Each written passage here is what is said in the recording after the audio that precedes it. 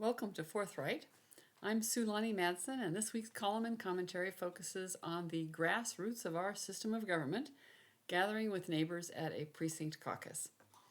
As published on Thursday, January 11, 2024 in the Spokesman Review.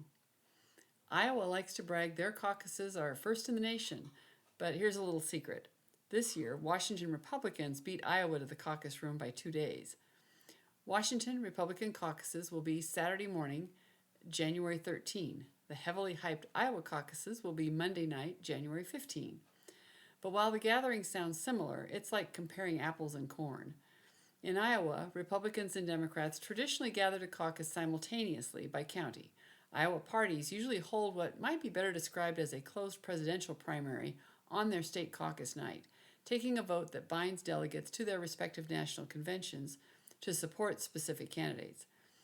Iowa will be the crash test dummy for the 2024 Republican presidential nomination, allocating its 40 convention votes according to the caucus primary results. Iowa Republicans will vote at the caucus site.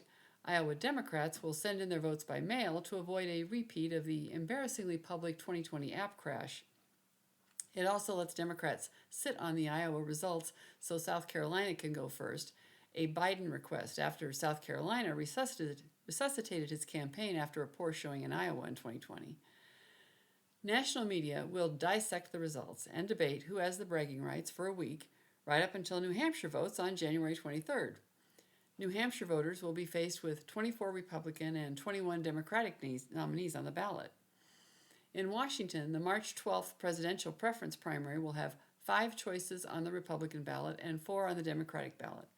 Democrats will choose from Joe Biden, Dean Phillips, Marianne Williamson, or a none of the above or uncommitted. Republicans will allocate their 43 delegates to the National Convention proportionally among Donald Trump, Ron DeSantis, Nikki Haley, Vivek Ramaswamy, or Chris Christie. And Christie will still be on the Washington ballot in spite of suspending his campaign on Wednesday. Delegates are only bound for the first round of voting. If the nomination goes to a second round, delegates are free to vote their conscience.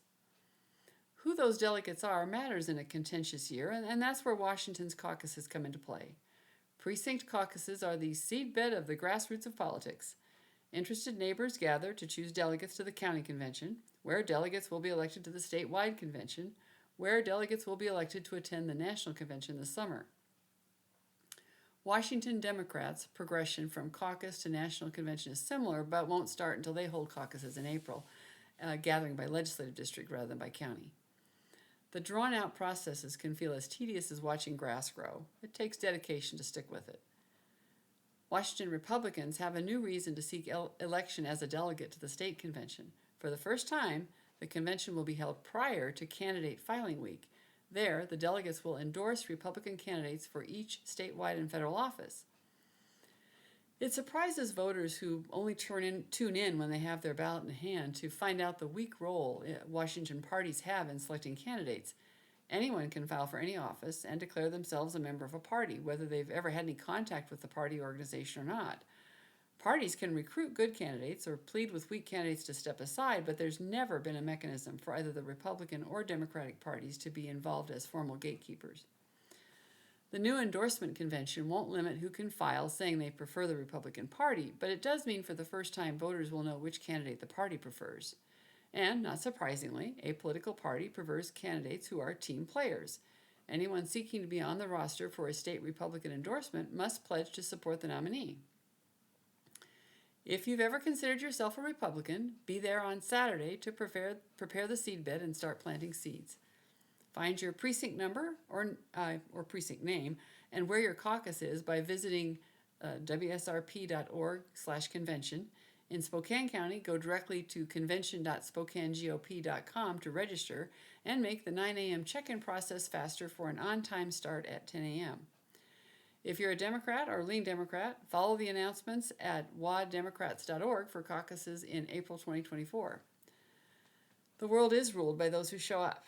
If the only people who make time to seed and water the grass are extremists on the political spectrum, then the silent middle majority of the grassroots will not be represented.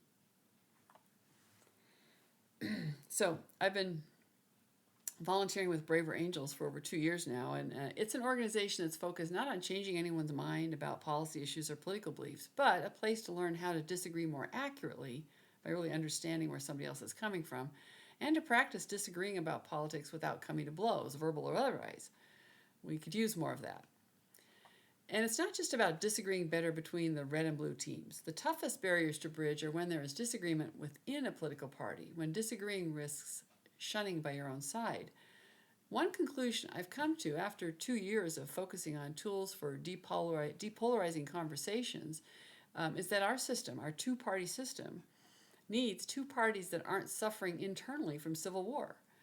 A political party that has figured out how to keep the peace within is in a better position to exert influence without. And that means not changing the minds of those on the extremes of a party, whether extremely right or left or extremely centrist, but on figuring how to remind everyone they are on the same team and disagree productively for success. It's no secret that I'm rooting for the red team, but just like any competitive sport, you play better when your opponent is playing better too. Stay tuned later in the spring as the Democratic Party caucuses are held for an update on their process.